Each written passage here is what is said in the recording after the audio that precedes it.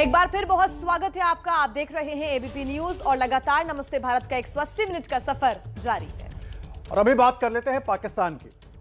देखिए, पाकिस्तान में इमरान खान तो अब जा चुके हैं। अब सबकी नजर है शहबाज शरीफ पर, जो आज पाकिस्तान के अगले प्रधानमंत्री बनने वाले हैं। भारत के लिए बुरी बात यह है कि प्रधानमंत्री बनने से पहले ही उन्होंने कश्मीर का राग छेड़ दिया है।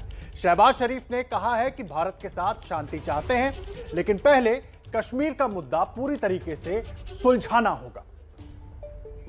पाकिस्तान के लिए नई सुबह की उम्मीद कर रहे शहबाज शरीफ का प्रधानमंत्री बनना अब लगभग तय है।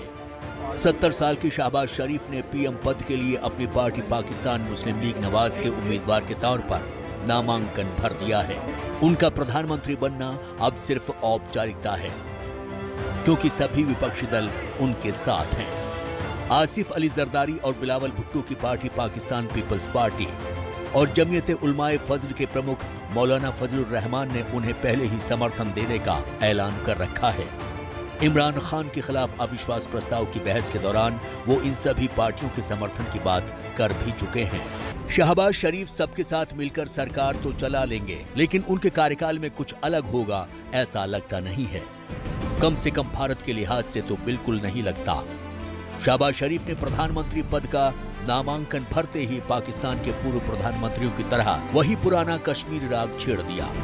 उन्होंने भारत के साथ बातचीत के मुद्दे पर कहा कि हम भारत के साथ शांति चाहते हैं, लेकिन कश्मीर का मुद्दा पहले सुलझाना होगा। पाकिस्तान में लगभग हर राजनीतिक दल की ये मजबूरी है कि वो कश्मीर के मुद्दे पर केवल सेना के सुर में ही सुर मिलाए। इतना ही नहीं, पाकिस्तान जैसे गरीब मुल्क में हजारों करोड़ रुपए का बजट केवल कश्मीर के नाम पर फौज के खाते में जाता है। पाकिस्तान की सत्ता संभालने जा रहे शहबाज शरीफ के लिए फौज के साथ अपने रिश्तों को साधने की एक परीक्षा भी होगी। ये परीक्षा और मुश्किल इसलिए भी मानी जा रही है क्योंकि उनके बड़े भाई नवाज शरीफ का फौज के साथ संबंधों का एक कड़वा इतिहास भी रहा है। शहबाज शरीफ राजनीति में नए नहीं हैं। उन्हें पता है कि सरकारें कैसे चलती हैं। उनके पास लंबा राजनीतिक अनुभव भी है। लेकिन पाकिस्तान में किसी के पास कितना भी राजनीतिक अनुभव क्यों न हो, वो अपनी गद्दी को लेकर कोई भविष्यवाणी नहीं कर सकता। शहबाज शरीफ के राजनीतिक करियर की बात करें तो 70 साल के शहबाज शरीफ पाकिस्तान मुस्लिम लीग नवाज के सांसद हैं और पाकिस्तान के पूर्व पीएम नवाज शरीफ के छोटे भाई हैं। वो 2018 से नेशनल असेंबली के सदस्य हैं और विपक्ष के नेता हैं। शहबाज शरीफ 2018 के चुनावों में पीएम पद के उम्मीदवार भी थे। 1980 के दशक में राजनीति में कदम रखने वाले शरीफ ने 1988 में पहला चुनाव जीता था। 1997 में वो पहली बार मुख्यमंत्री बने। इसके बाद 2008 और 2013 में भी वो पंजाब के मुख्यमंत्री रहे। उनके भाई नवाज शरीफ को पद से अयोग्य घोषित किए जाने के बाद उन्हें पीएमएलएन का अध्यक्ष बनाया गया था। पाकिस्तान में सत्ता की कमान भले ही शहबाज शरीफ के हाथों में आने जा रही हो, लेकिन भारत शहबाज शरीफ से भी आखिर कोई उम्मीद लगाए तो कैसे? क्योंकि पाकिस्तान के पंजाब प्रांत का मुख्यमंत्री रहते हुए शहबाज शरीफ ने हाफिज सईद के जमात-उद-दवा संगठन को करोड़ों रुपए की आर्थिक मदद दी थी। जी हां, वही हाफिज सईद जो 2008 के मुंबई आतंकी हमले का मास्टरमाइंड है। इतना ही नहीं, माना जाता है कि शहबाज शरीफ के हाफिज सईद के साथ कभी दोस्ताना रिश्ते भी रहे हैं। जून 2013 में पाकिस्तानी पंजाब के मुख्यमंत्री रहने के दौरान शहबाज शरीफ ने हाफिज सईद के आतंकी संगठन जमात-उद-दावा को सरकारी खजाने से करीब 6 करोड़ रुपए दिए थे। ये पैसा जमात-उद-दावा के सबसे बड़े केंद्र मरकज तैयबा के लिए दिया गया था। इसके अलावा राज्य सरकार ने मरकज तैयबा में नॉलेज पार्क की स्थापना और अन्य विकास परियोजनाओं के लिए 35 करोड़ रुपए आवंटित किए थे। फिलहाल हाफिज सईद पाकिस्तान की कोट लखपत जेल में टेरर फंडिंग के मामले में सजा काट रहा है। हाल ही में उसे 2 और मामलों में 31 साल जेल की सजा सुनाई गई है। सवाल है कि क्या शहबाज शरीफ के पीएम बनने के बाद भी हाफिज सईद जेल में रहेगा?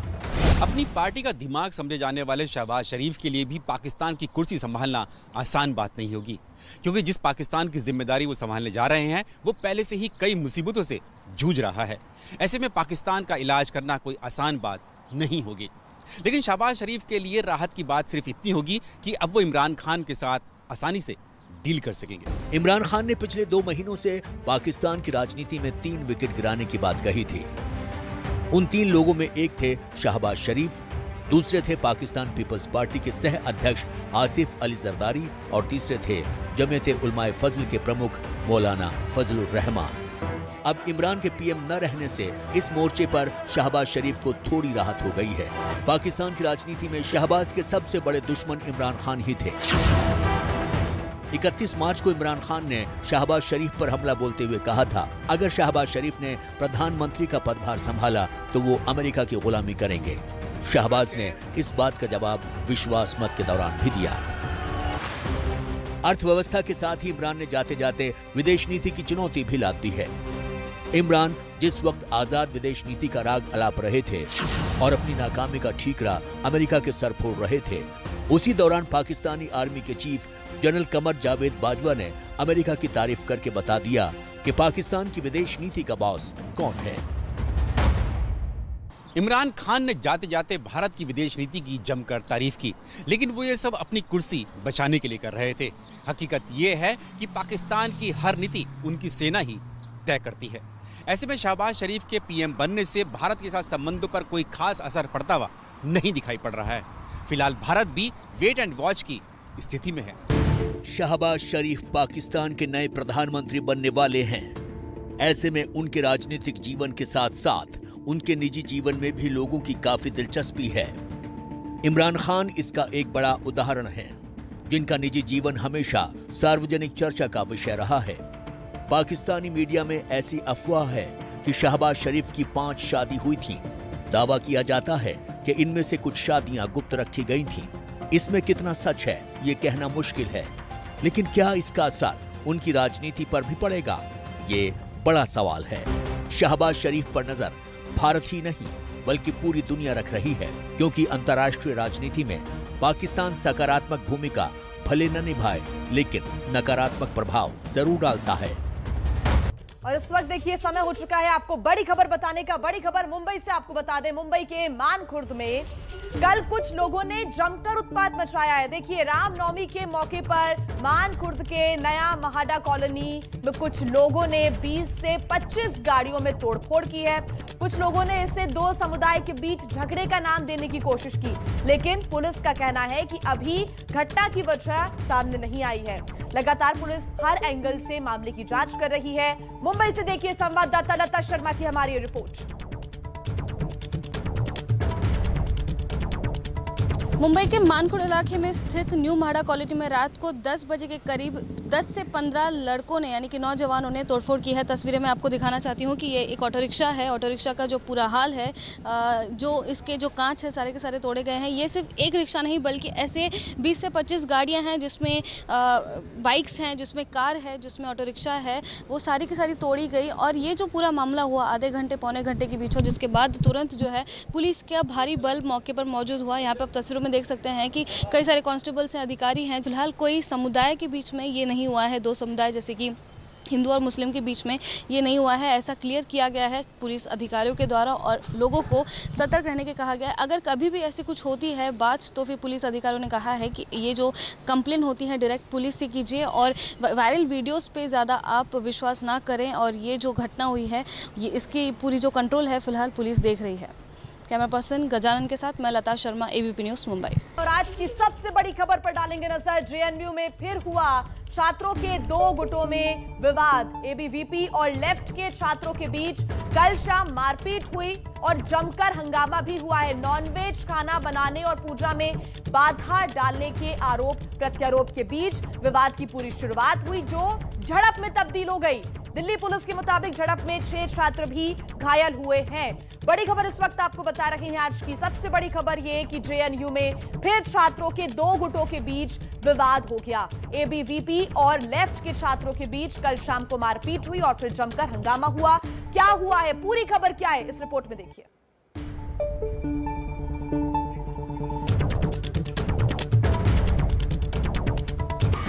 दिल्ली में जेएनयू एक बार फिर विवादों में है। इस बार रामनवमी पर नॉनवेज खाने से रोकने और पूजा में बाधा डालने के आरोप प्रत्यारोप के चलते विवाद बढ़ा।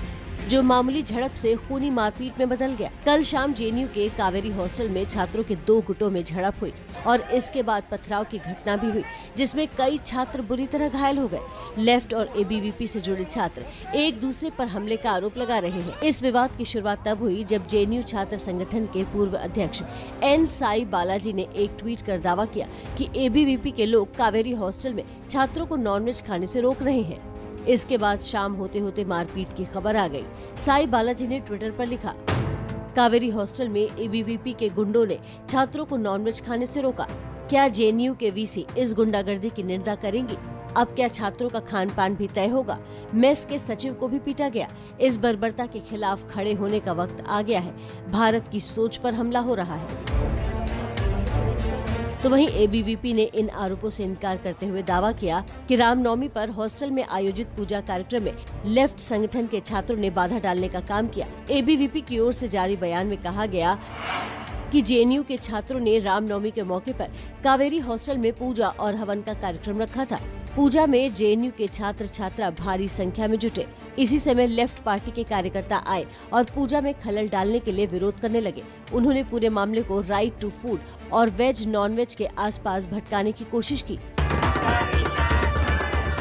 दोनों पक्षों ने एक दूसरे पर पथराव करने और अपने अपने सदस्यों के घायल होने का आरोप लगाया है। इसके बाद तो जेएनयू कैंपस में भारी संख्या में पुलिस बल को तैनात कर दिया गया। फिलहाल कैंपस में हालात नियंत्रण में है, लेकिन दोनों गुटों के छात्रों की ओर से प्रदर्शन और एक दूसरे पर आरोप प्रत्यारोप के चलते माहौल गर्म है।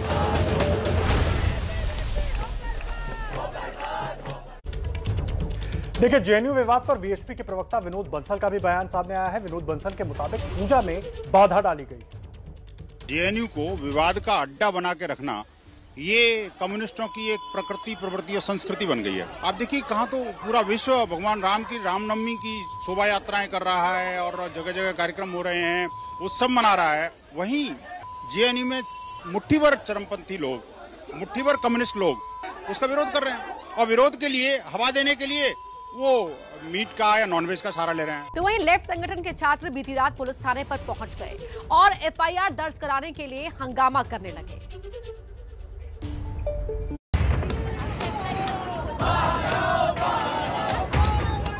रामनवमी पर जेएनयू में विवाद को लेकर लेफ्ट छात्र संघ के 200 से ज्यादा छात्र देर रात दिल्ली के वसंत कुंज थाने के बाहर पहुंच गए और कथित तौर पर मारपीट के लिए एफआईआर दर्ज करवाने की मांग करने लगे। हम इस समय वसंत कुंज थाने के बाहर मौजूद हैं। दोपहर में जो थाने को लेकर विवाद हुआ था वो आज थाने तक पहुंच चुका है। यहाँ पर आप देख सकते हैं कि करीबन 200 से 250 संख्या में छात्र मौजूद हैं और नारेबाजी लगातार कर रहे हैं और इनका कहना है कि साफ तौर पर जो मारपीट हुई है उसकी एफआईआर दर्ज की जाए। जेएनयू छात्र संघ ने 2 पन्नों की लिखित शिकायत पुलिस को सौंपी, जिस पर कई छात्रों के दस्तखत दिखे। यहीं हमें साई बालाजी भी मिले, जिन्होंने सबसे पहले ट्विटर पर इसकी हिंसा और मारपीट का आरोप लगाया। मेरे सिंपल एक सवाल है, आप क्या खाएंगे, आप नहीं खाएंगे, क्या आपके हाथ में है या उनके हाथ में है?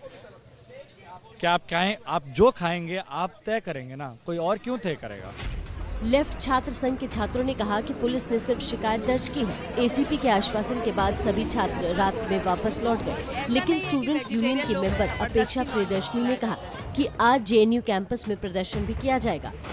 उधर एबीवीपी के जेएनयू अध्यक्ष ने सभी आरोपों को खारिज करते हुए लेफ्ट के छात्रों पर ही पूजा में बाधा डालने का आरोप लगाया।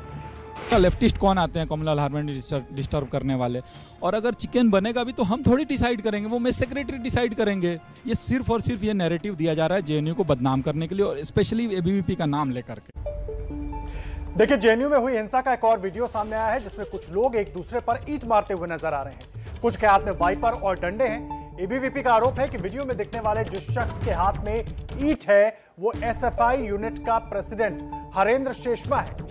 इस आरोप पर एसएफआई का पक्ष अभी सामने नहीं आया। तस्वीरें हम आपको दिखा रहे हैं। जेएनयू विवाद का एक और नया वीडियो सामने आया है। वीडियो में एक दूसरे पर ईंट फेंकते हुए दिख रहे हैं छात्र।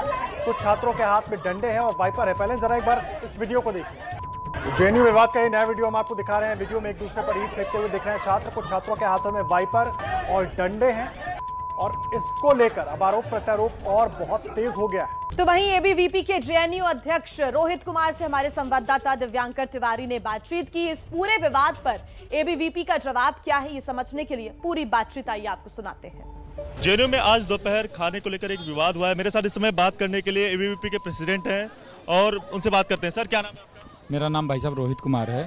इस विवाद के बारे में थोड़ी जानकारी बताइए। भाई साहब, ये विवाद मैन्युफैक्चर्ड है, क्योंकि 5:30 बजे तक आराम से जब पूजा हो गई थी सामाजिक सौहार्द के साथ, जिसमें मेस के एक कॉर्नर में, मतलब मेस के अंदर इफ्तार चल रही है, हमें कोई आपत्ति नहीं है। मेस के बाहर पूजा चल रही है, कावेरी रेसिडेंट ने पूजा ऑर्गेनाइज किया।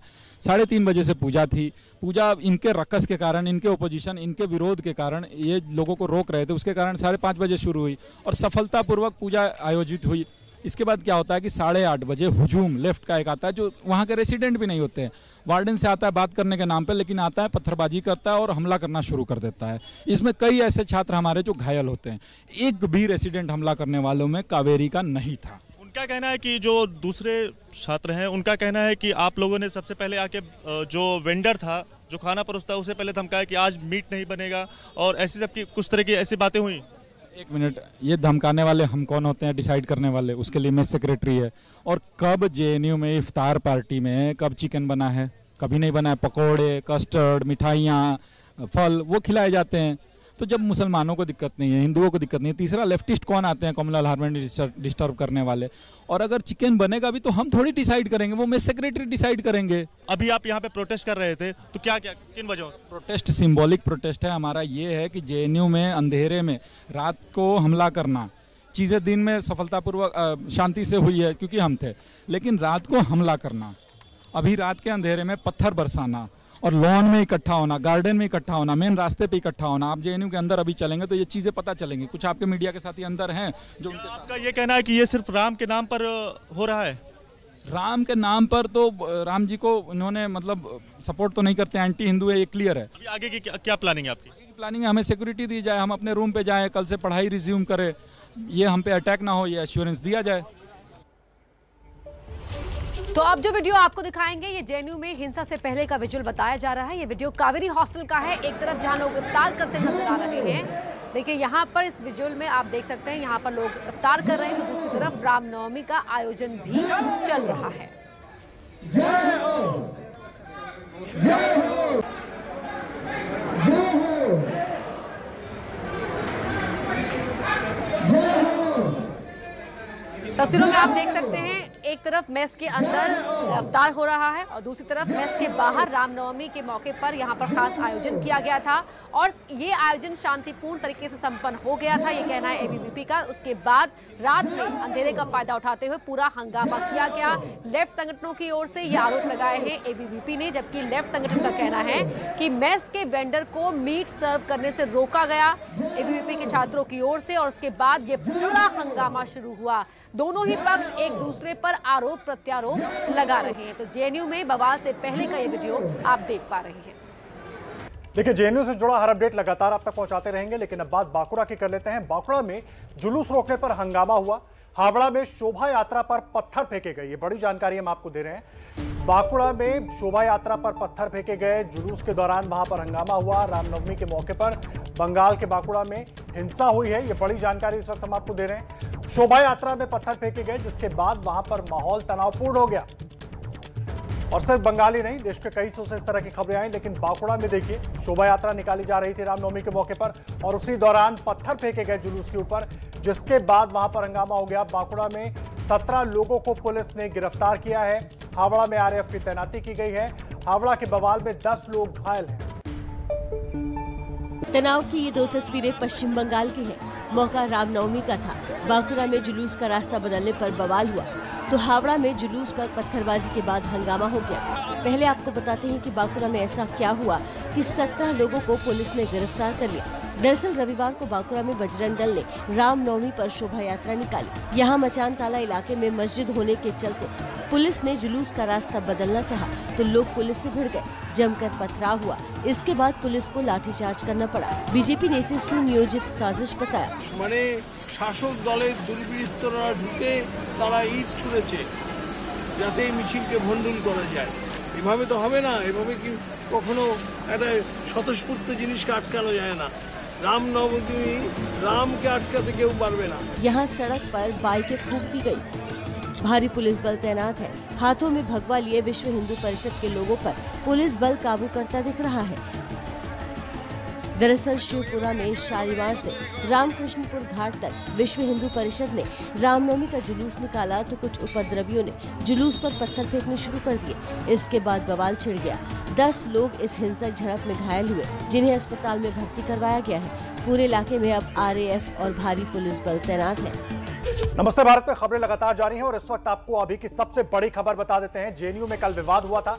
विवाद के बाद से लगातार हालात तनावपूर्ण बने हुए हैं और अब ये बड़ी जानकारी मिल रही है कि JNU विवाद में अब FIR दर्ज कर ली गई है, क्योंकि लगातार छात्र संगठनों की ओर से आरोप लगाए जा रहे थे कि केवल शिकायत ली गई है, लेकिन अब बड़ी जानकारी, JNU विवाद में FIR दर्ज कर ली गई है। इस वक्त की सबसे बड़ी खबर हम आपको बता रहे हैं। JNU में कल विवाद उस वक्त हुआ था जब छात्र रामनवमी के लिए वहां पर पूजा अर्चना कर रहे थे, वहां पर कार्यक्रम हो रहा था। दूसरी तरफ कुछ छात्र इफ्तार कर रहे थे। वीडियो आया जिसमें सब कुछ सामान्य दिख रहा था, लेकिन बाद में अचानक विवाद भड़क गया। बाकायदा ईंट पत्थर चले, वाइपर से एक दूसरे को पीटा गया, लाठी डंडे चले, 6 से ज्यादा छात्र घायल हुए। उसके बाद पूरे कैंपस में माहौल तनावपूर्ण हो गया। अभिषेक रावत जुड़ गए हमारे साथ। अभिषेक, FIR दर्ज हो गई है, क्या मिल रही है पूरी जानकारी इसको लेकर? देखिए आदर्श, जो अभी का सबसे बड़ा अपडेट है वो यही है कि दिल्ली पुलिस ने इस मामले में FIR दर्ज कर ली है और ये FIR ABVP के अज्ञात छात्रों के खिलाफ दर्ज की गई है। और इसमें जो शिकायत करता है वो JNU छात्र संघ के छात्र हैं, जो अलग अलग संगठनों के सदस्य हैं, जैसे AISA, DSF और SIF। और दिल्ली पुलिस के जो साउथ वेस्ट के DCP है, उन्होंने हमारे को ये जानकारी भी दी है कि फिलहाल एक FIR दर्ज की गई है। इसमें ABVP वालों की तरफ से भी आज सुबह एक शिकायत दी जा सकती है, जैसा उन्होंने कल पुलिस को कहा है। और हो सकता है कि फिर एक और इसमें FIR दर्ज की जाएगी। और आपको ये भी बताना चाहेंगे कि इसमें जो JNU के छात्र संघ के सदस्य हैं, उन्होंने अन्य छात्रों के साथ मिलकर कल आधी रात के बाद ही बसंत विहार थाने के बाहर प्रदर्शन किया था और उनकी यही मांग थी कि जो ABVP के छात्र हैं जिन्होंने उन पर हमला किया है, उनके खिलाफ FIR दर्ज की जाए। लगभग 2 से 2:30 बजे के बीच तक ये प्रदर्शन चला था और उसके बाद जो दिल्ली पुलिस के वरिष्ठ अधिकारी, उन्होंने जब आश्वासन दिया कि उनकी शिकायत पर कार्रवाई की जाएगी, FIR दर्ज की जाएगी, तब वो लोग वापस गए। और उसी का ये नतीजा है कि ये जो ABVP के छात्रों के खिलाफ FIR दर्ज हुई है वो कर ली गई है। लेकिन इसमें बात ये भी आ रही है कि अभी एक और इस मामले में FIR आज की तारीख में दर्ज हो सकती है। अभिषेक, अभी कुछ जानकारी मिल पाई है FIR में क्या धाराएं लगाई गई हैं? क्योंकि पहले बताया जा रहा था कि माहौल बड़ा सौहार्दपूर्ण था, उसके बाद अचानक वहां पर इस तरह का हंगामा शुरू हो गया। कुछ छात्र रामनवमी की पूजा करना चाह रहे थे, दिल्ली पुलिस के IPC 23, 341, 509, 506 और 34 जैसा आरोप लगाया था कि जो नॉनवेज लेके जा रहे थे कैंटीन वाले जो वेंडर है, उनको रोका गया था, उनके साथ धक्का मुक्की की गई थी और विरोध करने पर जो छात्र थे उनके साथ भी मारपीट की गई थी और उसमें कुछ जो छात्राएं थी उनके साथ भी अभद्रता की गई थी। तो ये सभी धाराएं उन्हीं शिकायत के आधार पर इस FIR में लगाई गई है। एक बात और, ये जो FIR हुई है ये छात्र संगठनों की ओर से कराई गई है। ABVP के अज्ञात छात्रों के ऊपर अभी तक जो जानकारी मिल रही है, क्या साथ में इसमें कैंटीन के वेंडर जो बार बार जिक्र आ रहा है उसको भी शामिल किया गया है? क्या कुछ पुलिस ने पूरी बात बताई है इस पर अभिषेक? जी, पुलिस का इसमें ये कहना है कि वेंडर का जिक्र जो किया गया है वो शिकायत नहीं किया गया और शिकायत करता है छात्र संघ के सदस्य है। तो उसमें वेंडर की तरफ से कोई शिकायत नहीं है, छात्रों ने ही शिकायत दी है और जो उन्होंने सीक्वेंस बताया है वो सब उसमें लिखा हुआ है शिकायत के अंदर। तो वेंडर हो सकता है कि इसमें आगे चल के उसको गवाह बनाया जा सकता है, फिलहाल वो शिकायतकर्ता की श्रेणी में नहीं है। ठीक है अभिषेक, आप नजर बना कर रखिए। अहम जानकारी इस वक्त JNU विवाद में देखिए FIR दर्ज हो गई है। कल जिस तरह से हंगामा हुआ था JNU कैंपस में, उसके बाद शिकायत छात्रों की तरफ से दी गई थी, हंगामा भी किया गया। बड़ी जानकारी है कि FIR दर्ज कर ली गई है। और इस वक्त की एक और बड़ी खबर आपको बता देते हैं। यूक्रेन की बूचा में नरसंहार के आरोप रूस पर लगे हैं। इस वक्त की बड़ी खबर आपको बता रहे हैं, रूस और यूक्रेन के बीच युद्ध जो है वो जारी है और बूचा में नरसंहार के आरोप रूस पर लगे हैं। ताजा खबर यह है कि बूचा में फिर शव मिले हैं। एक चर्च के बाहर सामूहिक कब्रगाह मिली है। इस वक्त की बड़ी खबर आपको बता रहे हैं, यूक्रेन और रूस के बीच जारी महायुद्ध से जुड़ी हुई बूचा में एक चर्च के पास सामूहिक कब्रगाह मिली है। यहाँ बहुत सारे लोगों को एक साथ कत्ल कर दफना दिया गया था रूसी सेना की ओर से। ये आरोप रूस की सेना पर लगे हैं। यूक्रेन के बूचा में नरसंहार के आरोप रूस की सेना पर लगे हैं और बूचा में एक चर्च के पास ये सामूहिक कब्रगाह मिली है, जहां एक बार फिर शव मिले हैं। यहां बेतरतीब तरीके से शवों को दफनाया गया था। ये आरोप रूस की सेना पर लगे हैं। और महायुद्ध से जुड़ी हुई एक और बड़ी खबर आपको बता दें। देखिए, 47 दिन से यूक्रेन रूस से युद्ध लड़ रहा है। दुनिया कह रही है कि यूक्रेन ने रूस के झटपट जीत के सपने को तोड़ दिया है, लेकिन यूक्रेन जानता है कि उसे इसकी बड़ी कीमत चुकानी पड़ी है। इस समय यूक्रेन से ये बड़ी खबर आपको बता रहे हैं। यूक्रेन के खार्किव में रूस ने हमले और भी ज्यादा तेज कर दिए। पिछले 24 घंटे में रूस ने 66 आर्टिलरी और मोर्टार गोले खार्किव पर दागे हैं। रूस का लगातार ये हमला जारी है। यूक्रेन का दावा है कि इसमें 9 लोग घायल हुए हैं और अभी भी खार्किव पर जंग की जो लड़ाई है वो चल रही है। ये तस्वीरें बहुत कुछ कहती हैं। ब्रिटिश प्रधानमंत्री बोरिस जॉनसन न सिर्फ यूक्रेन की राजधानी कीव पहुंचे, बल्कि ट्रेन का सफर कर संदेश भी दिया। दरअसल यूक्रेन के क्रामाटोर्स्क में रेलवे स्टेशन पर हमला हुआ था, जिसमें 52 लोगों की मौत हो गई थी और 100 से ज्यादा लोग घायल हो गए थे। ऐसे में ट्रेन से सफर कर रूस को सीधा संदेश ब्रिटेन ने दिया है। वहीं इससे पहले ब्रिटेन के प्रधानमंत्री बोरिस जॉनसन ने यूक्रेन के राष्ट्रपति जेलेंस्की से कीव में मुलाकात की। सिर्फ जॉनसन ही नहीं, ऑस्ट्रिया के चांसलर कार्ल नेहमर ने किया बूचा शहर का दौरा और यूक्रेन के राष्ट्रपति जेलेंस्की से मुलाकात भी की। पहले बूचा और फिर क्रामाटोर्स्क के मामलों ने रूस को बैकफुट पर ला दिया है। इसी के बाद से पश्चिमी देशों के नेता यूक्रेन पहुंचकर रूस को संदेश दे रहे हैं कि यूक्रेन अकेला नहीं है। ये समर्थन न केवल आर्थिक बल्कि हथियारों के रूप में भी दिखाई देगा, जिससे रूस की मुश्किलें बढ़ सकती हैं। यूक्रेन में अब हर जगह तबाही नजर आ रही है। खार्किव समेत पूर्वी यूक्रेन के शहरों में रूस ने हमले तेज कर दिए हैं। यूक्रेनी सेना रूस के हमले का जवाब दे रही है। साथ ही यूक्रेन पश्चिमी देशों की मदद से रूस को कटघरे में खड़ा करने की कोशिश में है। अब तक यूक्रेन की लीगल टीम ने रूसी सेना के खिलाफ युद्ध अपराधों के 5600 केस दर्ज किए हैं। राष्ट्रपति पुतिन समेत रूसी सरकार में शामिल 500 लोगों को इसमें नामित किया गया है।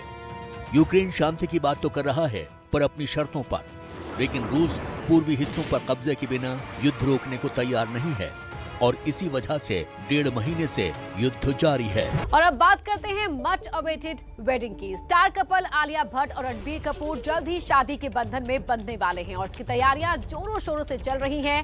रणबीर के घर से लेकर आरके स्टूडियो तक को सजाया जा रहा है। देखिए मुंबई से संवाददाता लता शर्मा की रिपोर्ट। फिलहाल मुंबई स्थित आरके स्टूडियोज के सामने खड़ी हूँ। यहाँ पे आप तस्वीरें देख सकते हैं कि आरके स्टूडियोज की इमारत को पूरी तरह से सजाया गया है। कहा जा रहा है कि जल्द ही रणबीर कपूर और आलिया भट्ट की शादी होने वाली है अगले हफ्ते। और सिर्फ आरके स्टूडियोज ही नहीं, उनका खुद का घर यानी कि रणबीर कपूर का घर कृष्णराज को भी सजाया गया है। और कई दिनों से कहा जा रहा था कि रणबीर कपूर और आलिया भट्ट की शादी होगी कि नहीं, इसकी कोई भी अब तक पुष्टि नहीं थी। लेकिन इसके साथ साथ आज जब डेकोरेशन किया जा रहा है, लाइटिंग्स लगाई गई है, तो कहीं ना कहीं इस बात की कंफर्मेशन मिल रही है, पुष्टि मिल रही है कि क्या इन दोनों की वाकई में शादी हो रही है। और कहा जा रहा है कि वेन्यू जो होगा आरके स्टूडियोज होगा। हालांकि ये जो इमारत है अब उनकी नहीं है, प्रॉपर्टी जो है बिक चुकी है। उसके बावजूद इस इमारत को सजाया गया है और जो उनके फैंस है, फैंस के बीच में खुशी का माहौल है, क्योंकि रणबीर कपूर और आलिया भट्ट जो कि कई सालों से अपने एक दूसरे के साथ थे और आखिरकार उनकी शादी हो रही है। बहुत सारी बातें थी बीच में कि रणबीर कपूर और आलिया भट्ट की शादी जो है होगी नहीं होगी, लेकिन लाइटिंग सजाने के बाद कहीं ना कहीं उनके जो फैंस है उनके लिए कंफर्मेशन यहाँ पे सामने आ रहा है, पुष्टि सामने आ रही है कि क्या उनकी वाकई में शादी हो रही है। आरके स्टूडियोज और जो कृष्णराज बंगलो है, दोनों को सजाया गया है। तैयारियां जो है शुरू नजर आ रही है। कैमरा पर्सन गजानन के साथ मैं लता शर्मा, एबीपी न्यूज मुंबई। छत्तीसगढ़ के मुख्यमंत्री भूपेश बघेल का कहना है कि वो राम नाम का लाभ नहीं लेना चाहते, ये काम बीजेपी करती है। उनसे खास बात की हमारे संवाददाता ज्ञानेंद्र तिवारी ने। आप तो यही कह रहे हैं, उठते जागते सोते बैठते हर जगह हमारी संस्कृति है केवल राम राम राम। बीजेपी कह रही है हमारा देख के राम नाम याद कर रहे हैं इनको। भाजपा तो 75 के बाद 80 के बाद जब अयोध्या में जब उसके पहले उनको याद नहीं आया, उनको लगा इससे वोट मिल सकता है, इससे सत्ता आ सकती है, इसलिए वो राम के शरण में गए हैं। हमारे राम तो कण कण में व्याप्त हैं। छत्तीसगढ़ में यदि कहें तो राम कोठी मिलेगा, राम लीलाएं मिलेगी, राम के लिए हमारी संस्कृति में है, रचे बसे हैं। सीएम साहब, ये रास्ता कांग्रेस को राममय वाला आप ही दिखा रहे हैं क्या? क्योंकि राजस्थान में अशोक गहलोत भी अब मानस मंडली और रामायण मंडलियों का आयोजन करवा रहे हैं। कहाँ से आया ये आइडिया आपके? राम की बात तो महात्मा गांधी करते थे। जो भारत की जो संस्कृति है, चाहे वैदिक से उपनिषद, उपनिषद से लेके बौद्ध, बौद्ध महावीर, और उसके बाद शंकराचार्य, शंकराचार्य के बाद जितने भक्ति मार्ग के संत हैं, और उसके बाद ज्ञान मार्ग के संत हैं, उसके बाद आप देखें रामकृष्ण परमहंस, जिन्होंने कहा कि दुनिया की सारी नदियाँ चाहे कहीं से निकले लेकिन पहुँचती समुद्र पे है।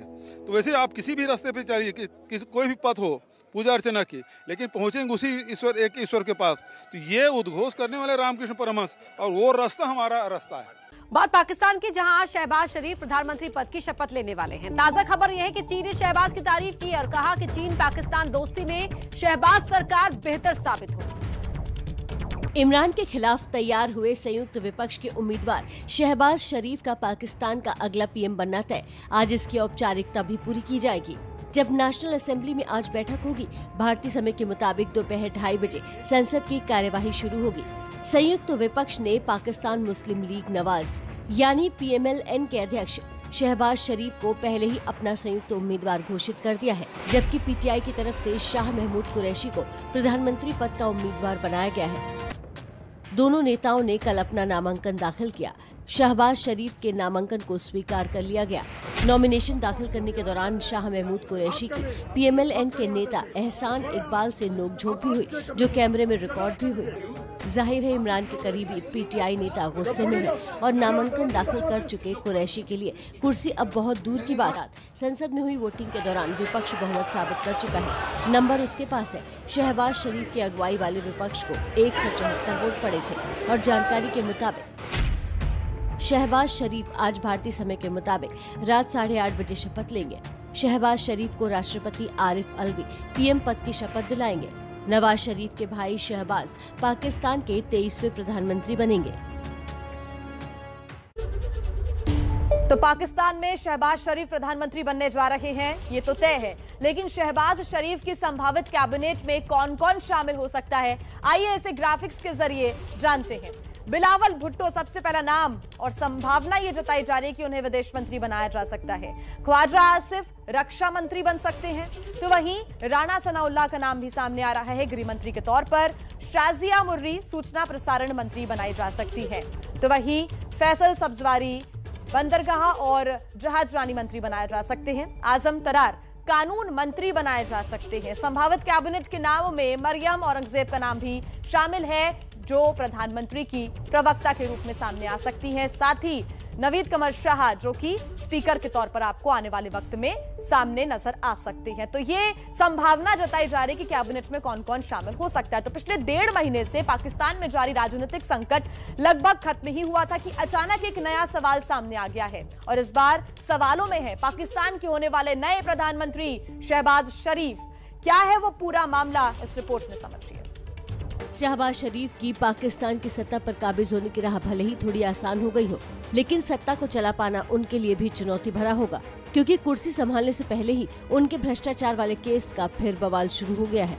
14 अरब रुपए के मनी लॉन्ड्रिंग के एक केस में आज ही शहबाज शरीफ पर आरोप तय होंगे, जिसका केस लाहौर हाई कोर्ट में चल रहा है।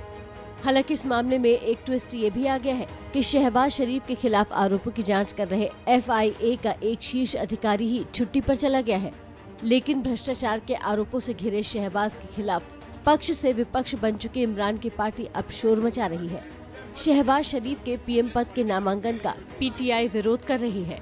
PTI नामांकन रद्द करने की मांग हो रही है। बहरहाल लाहौर हाईकोर्ट के आज के फैसले पर निर्भर करेगा कि शहबाज पर छाए संकट के बादल हटेंगे या नहीं।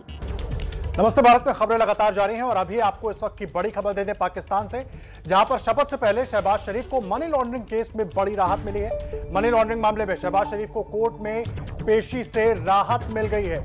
ये बड़ी जानकारी हम आपको दे रहे हैं। 14 अरब से ज्यादा की मनी लॉन्ड्रिंग का मामला है, जिसमें FIA जांच कर रहा था। हालांकि अब FIA के अधिकारी छुट्टी पर चले गए हैं, लेकिन बड़ी बात यह कि शहबाज शरीफ को पेशी से राहत मिल गई है।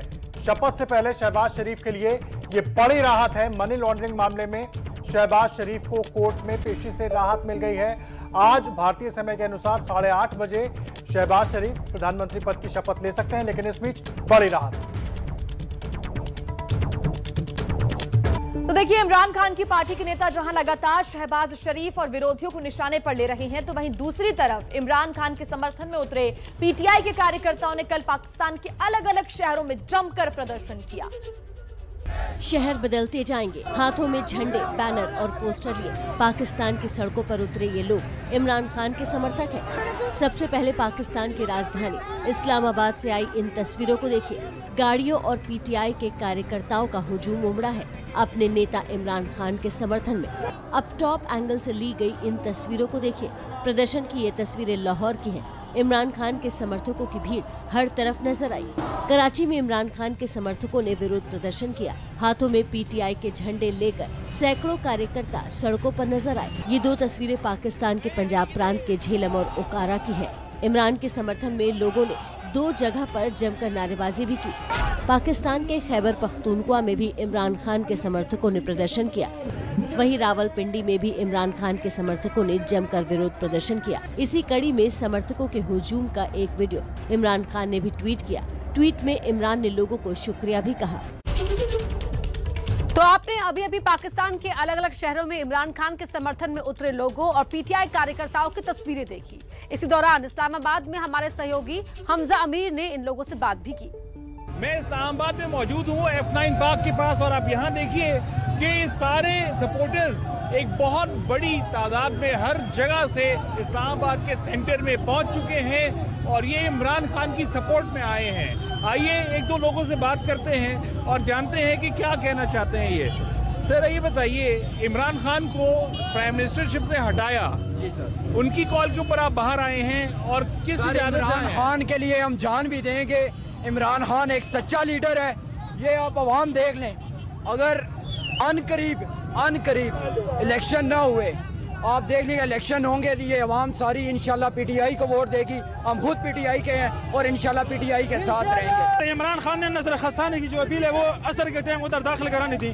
जज ने बोला कि टाइम खत्म हो गया है, लेकिन वही जज फिर रात को 12 बजे क्यों आया है? मैं ये पूछना चाहता हूँ, वो जज क्यों आया है?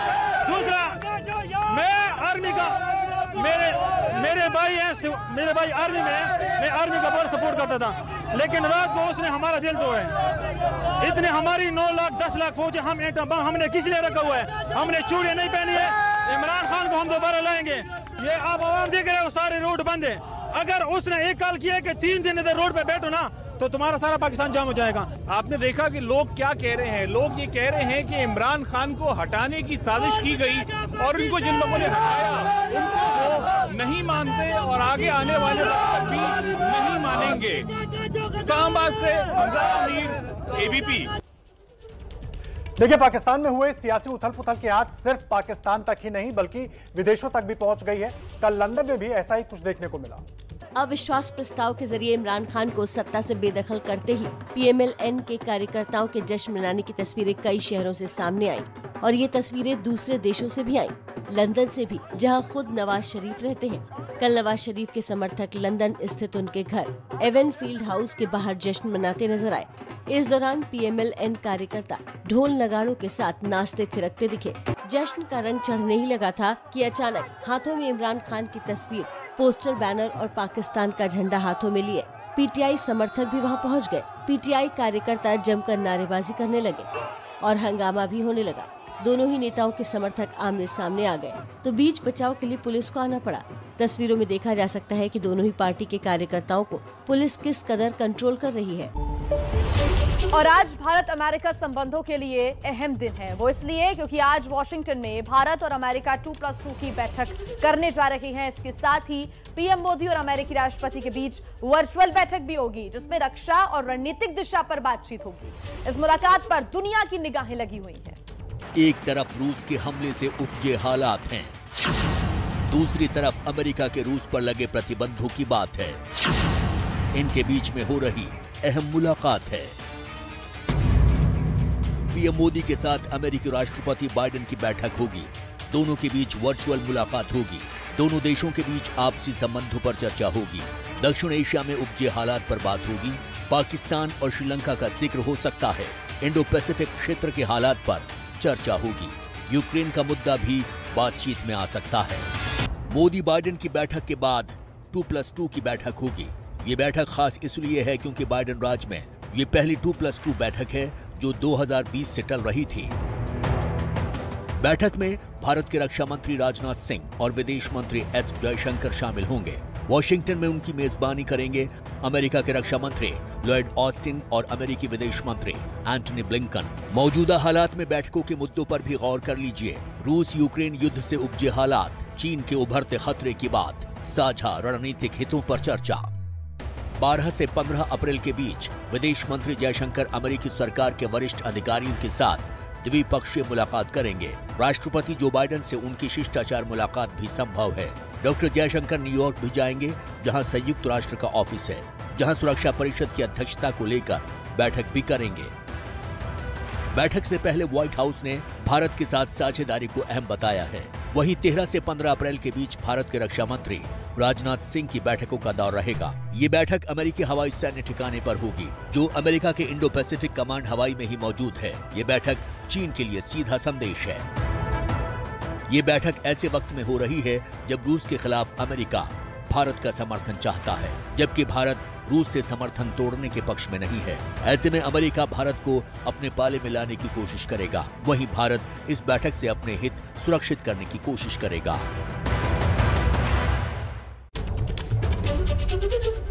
तो दोनों ही देशों के बीच 2+2 की जो मीटिंग होने वाली है उस पर सभी की निगाहें जमी हुई हैं और आपको दिखाएंगे जहां राजनाथ सिंह लगातार मंत्रियों से मुलाकात कर रहे हैं, तस्वीरें भी आपको दिखाएंगे। लेकिन अब बात कर लेते हैं रूस और यूक्रेन के बीच जारी युद्ध की। ये युद्ध जारी है, एक तरफ बातचीत के लिए यूक्रेन तैयार है तो दूसरी तरफ रूस ने हमलों में तेजी ला दी है।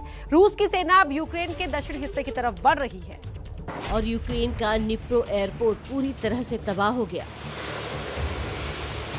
अब यहाँ कुछ नहीं बचा, सब कुछ खत्म। चारों तरफ बस बर्बादी के निशान हैं। रूस ने निप्रो एयरपोर्ट पर बड़ा हमला किया।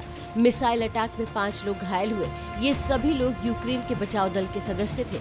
युद्ध विराम की कोई नई उम्मीद जागती, उससे पहले ही मिक्सार ने डोनबास की ये ताज़ा सैटेलाइट तस्वीरें जारी कर दी। इसमें रूसी सेना का 12 किलोमीटर लंबा काफिला डोनबास की तरफ जाता दिख रहा है। ये काफिला दक्षिण यूक्रेन की तरफ बढ़ रहा है। यहाँ एक तरफ जंग के हालात है, तबाही और मौत के निशान है, दूसरी तरफ युद्ध रोकने की कोशिशों में आज ऑस्ट्रिया के चांसलर कार्ल नेमहर मॉस्को में पुतिन से मिलेंगे। कार्ल नेमहर बूचा का दौरा कर चुके हैं, यूक्रेन के नेताओं से मिल चुके हैं और अब युद्ध विराम की कोशिशों में अपनी बात आज पुतिन से कहने वाले हैं। इस बीच बूचा के एक चर्च के पास से 9 लाशें निकाली गई हैं। बूचा में मौतों का आंकड़ा बढ़ रहा है। दूसरी तरफ कल पुतिन और बेलारूस के राष्ट्रपति लुकाशेंको वोस्तोचन कोस्मोड्रोम से मुलाकात करेंगे, जिसमें यूक्रेन पर आगे की रणनीति का खाका तैयार हो सकता है। इस बीच रूस यूक्रेन पर हवाई हमले तेज कर रहा है। और अब आपको दिखाते हैं इरफान सर का कार्टून। आज शहबाज शरीफ के कश्मीर राग पर इरफान का तंज क्या है, आपको दिखाते हैं।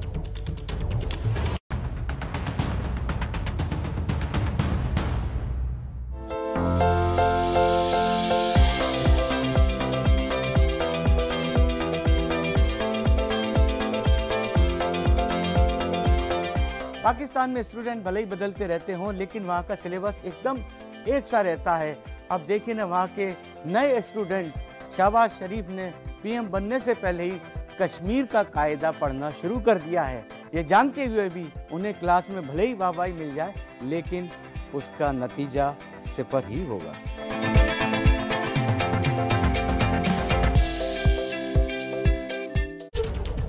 और इसी के साथ भारत में आज के लिए सिर्फ इतना ही।